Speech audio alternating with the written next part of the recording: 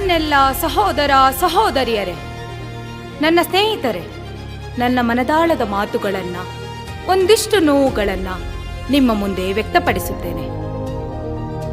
ನಾನೇ ಬರೆದ ಕಿರುಪದ್ಯದ ಸಾಲುಗಳು ಈಗ ನಿಮ್ಮ ಮುಂದೆ.